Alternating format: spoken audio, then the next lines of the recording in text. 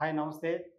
Trump తీసుకున్న నిర్ణయం ఇప్పుడు ఒక పెద్ద చర్చ నడుస్తుంది. ఇండియాలో ముఖ్యంగా మనకి ఒక పెద్ద షాక్ ఇచ్చాడని చెప్పొచ్చు. ట్రంప్ తీసుకున్నటువంటి ట్యాక్స్‌ని పెంచడం ఏదైతే ఉందో అది ఇండియాకి చాలా పెద్ద దెబ్బ అని చెప్పొచ్చు. దీని గురించి పెద్ద చర్చ అయితే జరుగుతుంది. ఇప్పుడు దీని గురించి చర్చించేందుకు మనతో జర్నలిస్ట్ వంశీ ఉన్నాడు. మరి ఈ ట్రంప్ ఎందుకు తీసుకున్న నిర్ణయం? దానివల్ల ఫలితాలు ఏంటి? దానికి ఎటువంటి ఎఫెక్ట్ రాబోతుంది? మనకేం నష్టం రాబోతుంది? దీన్ని మోడీ ఎలా దీన్ని డీల్ చేయబోతున్నాడు? ఇవన్నీ కూడా ఇప్పుడు మనం అడిగి తెలుసుకుందాం. హాయ్ వంశీ. హాయ్ సార్, ఎలా ఉన్నారు? కూల్ కూల్ బాగున్నా. అదే ఇప్పుడు మనం చూస్తున్నాం. ఎక్కడ చూసినా కొంత ట్రంప్ గురించి, మన మోడీ గురించి తీసుకున్న నిర్ణయాల గురించి చర్చ నడుస్తుంది. హాట్ టాపిక్‌గా నడుస్తుంది. అసలు ఇప్పుడు ట్యాక్స్ పెంచాలన్నది అది కూడా ఒక 25% కాకుండా 50% మనం ట్యాక్స్ పెంచాడు. ఎందుకు ఈ ట్రంప్ ఈ నిర్ణయం అంటే మనం దీన్ని ఒక పాకిస్తాన్‌కి మనం ఒక వాళ్ళు యుద్ధం మన మీద అనుకోకుండా చేసినాం. మనం ఒకటి చేసినాం. ఎలా చేసినాం అంటే సింధు నదిని ఆపేసినాం. వాళ్ళకి ఒక గుణపాఠం చెప్పి. సో అమెరికా మనకి సపోర్ట్ అనుకుంటాం పైకి. కానీ లోపల మొత్తం ఇక్కడ పాకిస్తాన్ కి సపోర్ట్ గా కనిపిస్తుంది. అవసరం లేదు, ఇప్పుడు 50% పెంచేంత అవసరం లేదు. ఎలాంటి డిసిషన్ లేకుండా, ఎలాంటి చర్చలు లేకుండా పెట్టడం. 50% అంటే ఇప్పుడున్న పారిశ్రామిక, ఎందుకంటే దగ్గర దగ్గర చాలా పెట్టుబడిదారులు అమెరికా మీద నమ్మకం, అంటే మనం ఎప్పటి నుంచి ఎగుమతులు చేస్తున్నాం కాబట్టి దాని మీద డిపెండ్ అయ్యి ఉన్నాం. ఇప్పుడు ఆ డిపెండ్ మీద మన ఎలా దెబ్బకొట్టాలో అర్థం కాని పరిస్థితి. అన్ని వాణిజ్య అంటే అన్ని పారిశ్రామికగా మోడీ గారు మన బలంగా పెట్టారట. దాన్ని ఎలా దెబ్బకొట్టాలో అర్థం కాని పరిస్థితిలో ఇది ఒక అనుకోవచ్చు, అంటే ఒక దెబ్బలాగే దీన్ని భారతదేశాన్ని ఎట్లయినా కుంగిపరచాలి, అమెరికా కిందకి తీసుకురావాలని చూస్తున్నారు. కానీ అది సాధ్యం కాదు నాకు తెలిసి. ఇప్పుడు పారిశ్రామికులు, వస్త్ర పారిశ్రామికులు అంటే టెక్స్టైల్స్ వాళ్ళు కూడా ఎక్కువ ఆధారపడి ఉన్నారు. ఇక్కడ నుంచి ఎగుమతులు అవుతా ఉంటాయి అమెరికాకి. సో 50% పెంచడం వల్ల ఎగుమతిదారులందరికీ డబల్ రేట్ పడుతుంది. అప్పుడు ఏం చేస్తారంటే హై కాస్ట్ పెంచి మళ్ళా ఇక్కడున్న భారతదేశంలో కొనే వాళ్ళ మీద కూడా చాలా ఎఫెక్ట్ పడతా ఉంటుంది. మరి దీన్ని ఏ విధంగా మోడీ గారు డీల్ చేస్తారనేది మనం చూస్తాం. ఖచ్చితంగా డీల్ చేస్తారు. అమెరికాని ఏ పరంగా అయినా మనకి తీసుకొచ్చే విధంగా పెడతారని నాకు అనిపిస్తుంది. ప్రధానంగా ఈ 50% ట్యాక్స్ వల్ల ఎన్ని సంస్థలకి ఎఫెక్ట్ అయ్యే అవకాశం ఉంటుంది? ఎన్ని సంస్థలు మన ఎగుమతులు దిగుమతులు జరుగుతుంది? దగ్గర దగ్గరగా 40 నుంచి 70% వరకు మన వాళ్ళు చాలా మంది ఎగుమతి చేస్తా ఉన్నారు. టెక్స్టైల్స్ కానీ చాలా రకాలుగా వెళ్తా ఉన్నాయి. మరి దగ్గర దగ్గర 40 నుంచి 70% అంటే దగ్గర 34 కోట్ల బిలియన్స్, అంటే 34 కోట్లు, 4 to 5 బిలియన్స్ వరకు మనకి నష్టం జరిగే అవకాశం ఉంది. గతంలో మనకి చాలా అమౌంట్ వచ్చేది దీని వల్ల కూడా. మనం ఇక్కడ నుంచి ఎగుమతి చేయడం వల్ల మనం పంపించిన తర్వాత వాళ్ళ అమౌంట్ మనకు వస్తూ ఉండేది. ఇప్పుడు వాళ్ళన్నీ ఆపేమని చెప్పడం జరుగుతుంది. ఎందుకంటే 50% వరకు కూడా మీరే భారతదేశం వాళ్ళే ఎవరు పంపిస్తున్నారో వాళ్ళు మాత్రమే ఇది ట్యాక్స్ కట్టాలి. లేకపోతే మేము అమెరికా వాళ్ళు ఎవరం కట్టం, సపోర్ట్ వచ్చేట్లు ఎంత పర్సెంట్ కడతాం, ఎంత చర్చించట్లేదు. అసలు మేము కట్టం, రూపాయి కూడా కట్టం.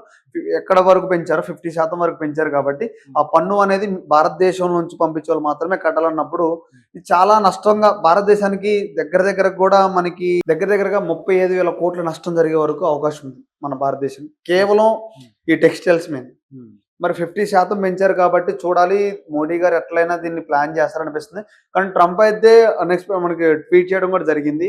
దీంట్లో అక్కడున్న ఎగుమతిదారులు కూడా కొనే వాళ్ళు అమెరికా నుంచి లేఖలు వాళ్ళకి ఈమెయిల్ ద్వారా వరకు స్టాక్ పంపించొద్దు, మాకు నిర్ణయాలు అయిపోయిన తర్వాత అంతా అనుకున్న తర్వాత పంపించేంత వరకు మాకు ఏమొద్దు, ఇక్కడ నుంచి టెక్స్టైల్స్ నుంచి కానీ ఏమొద్దు. దీని ద్వారా అమెజాన్ కంపెనీలు కానీ పెద్ద పెద్ద కంపెనీలు కూడా చాలా నష్టపోయే అవకాశం ఉంది. ఎందుకంటే ఇక్కడ నుంచి పారిశ్రామిక నడుస్తూ ఉంటుంది, ఎగుమతి దిగుమతి నడుస్తూ ఉంటుంది. కాబట్టి మరి దీనికి చాలా నష్టం, భారతదేశానికి నష్టం అని చెప్పుకోవచ్చు. అయితే బంగ్లాదేశ్ కి 20% 2020 ఎంతో వాళ్ళకి అంతగా తక్కువగా ఇచ్చి మనకి ఎందుకు పెంచడం రీజన్, స్పెషల్ రీజన్ ఏమైనా ప్రత్యేకమైన రీజన్ ఏమన్నా? ఇప్పుడు అంటే పోటీలో ఉన్న దేశంలో బంగ్లాదేశ్ కూడా ఒకటి ఉంది మనకి. అంటే ఇప్పుడు పోటీ పడుతూనే ఉంటాం, ఎవరికి వాళ్ళకి ఎంత పెంచుకుందాం అనే థాట్ లో ఉంటూ ఉంటుంది కదా దేశం. ఇప్పుడు కేవలం మనకి మనం అర్థం చేసుకోవచ్చు, వ్యూవర్స్ కూడా కేవలం భారతదేశానికి 50% పెంచి పక్క దేశంలో ఉన్న బంగ్లాదేశ్కి 20% ఎందుకు పెంచారు అంటే ఇది కేవలం కుట్ర, అమెరికా చేసిన ఒక కుట్ర.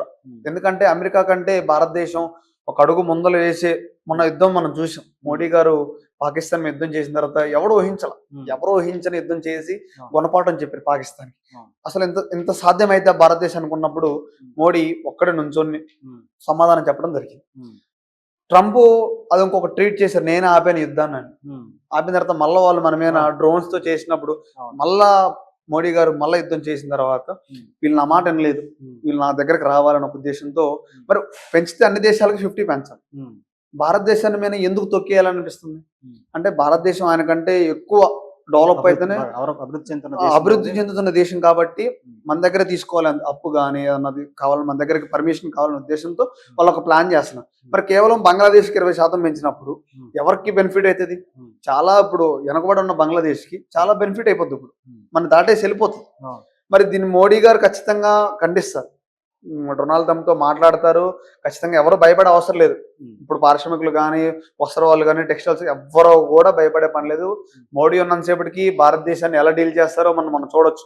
పాకిస్తాన్ వాళ్ళు ఎలా మనకి చెప్పారో దానికి ఎదురుగా ధీటుగా సమాధానం చెప్పిన తర్వాత అందరికి అన్ని దేశాలకు అర్థమైపోయింది. ఇప్పుడు రష్యా కూడా మనకి సపోర్ట్ ఉంది కాబట్టి, రష్యా కొన్ని వస్తున్నాయి, మనకి కూడా సపోర్ట్ ఉంది కాబట్టి చూడాలి. ఖచ్చితంగా అన్ని దేశాలు మాట్లాడుకుని ట్రంప్ను ఒప్పించే ప్రయత్నం జరిగిద్ది. ఎవరికి భారతదేశంలో ఉన్న మోడీ ఉన్నంతసేపటికి భారతదేశంలో ఎలాంటి వాళ్ళకి ఏం జరగదు. ఎందుకంటే ఆయన కేవలం భారతదేశాన్ని డెవలప్ చేయడానికి మాత్రమే ఉన్నాడు ఇక్కడ. ఖచ్చితంగా వాణిజ్య వాళ్ళకి కానీ, పారిశ్రామిక వాళ్ళకి కూడా ఖచ్చితంగా సహాయపడేలా ఉంటది. మీరు భయపడొద్దు. కొన్ని నెలలైనా 2 నెలలైనా ఆయన షార్ట్ అవుట్ చేస్తారు త్వరలో. మోడీ గారు మొన్న పాకిస్తాన్ లో జరిగిన దానికి తిప్పికొట్టారు. దేశాన్ని ఎలాగ అంతా ఒక్క తాటి మీద తీసుకొచ్చారు, అవును, ఎలా డీల్ చేశారు మనం చూసాం. అవును. అయితే ఇక్కడ ట్రంప్ కు వ్యతిరేకంగా ట్రంప్ మరి ఎదుర్కొనేలాగా ఈయన ధీటుగా దాన్ని బాగా డీల్ చేయగలరా? ఖచ్చితంగా అండి. ఎందుకు డీల్ చేయలేరు? గతంలో మనం చూసినట్టయితే యుద్ధం ఆపింది నేనే అని ఆయన ఒక ట్విట్టర్ లో ట్వీట్ చేశారా? అన్నారు. అన్న తర్వాత ఏం జరిగింది? మరి ఈయన అది కాదు అని కానీ ఈయన దాన్ని ఖండించలేదు. ఖండిస్తే ఇప్పుడు మళ్ళీ ఏమైంది? డైరెక్ట్ గా పాయింట్ అవుట్ అయిపోతారు. ఆల్రెడీ ఒకటి పెట్టే పాయింట్ అవుట్ అయ్యాడు ఆయన ట్రంప్ గారు. ఒక పాయింట్ పెట్టి సరే ఆపే అన్నాడు. ఆపిన గంటకి సాయంత్రానికి మళ్ళీ వాళ్ళు డ్రోన్ తో మన మీద యుద్ధంకి వచ్చారు. ఆపినట్టు అయిందా?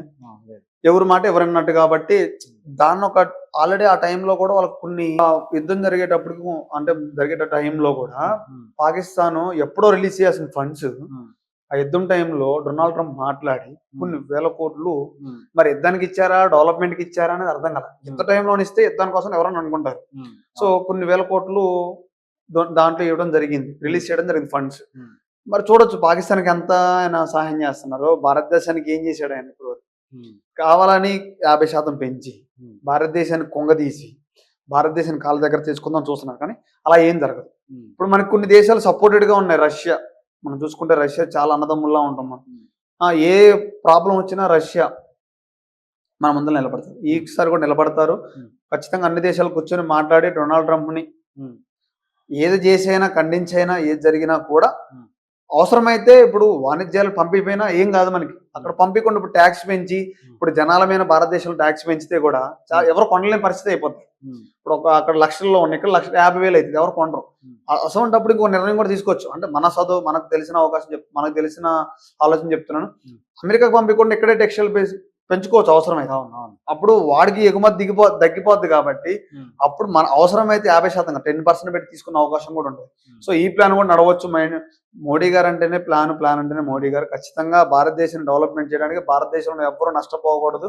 ప్రతి ఒక్కరు కూడా ఇప్పుడు మనం చూడొచ్చు. ఒకప్పుడు ఎన్టీఆర్ గారు, ఇప్పుడు మనం గమనించినట్టయితే ఎన్టీ రామారావు గారు, పెద్ద ఎన్టీఆర్ గారు తెలుగు ప్రజలను గౌరవపడేలాగా అంటే తెలుగు వాళ్ళంటే అమెరికా ఒక ప్రదేశంలో కూడా తెలుగు వారంటే గుర్తింపులా ఉండేది, గౌరవంలా ఉండేది. అదే విధంగా ఇప్పుడు ఎన్ని దేశాలు ఉన్నాయో కూడా ప్రధానమంత్రి మోడీ గారు భారతీయులు అంటే గొప్పగా చెప్పుకొని భారతీయులు అంటే వీళ్ళు మన సంస్కృతి కానీ రకరకాల ప్రతి విషయంలో కూడా ఆయన ధీటుగా తీసుకొచ్చి భారతీయులు అంటే వీళ్ళు ఎక్కడైనా మనకు ఒక గుర్తింపు లాగా నిలబెట్టారు ఆయన. కొన్ని దేశాలు అసలు భారతీయులు అంటే లెక్కలేదు కానీ ఎవరు తెలియని పరిస్థితి.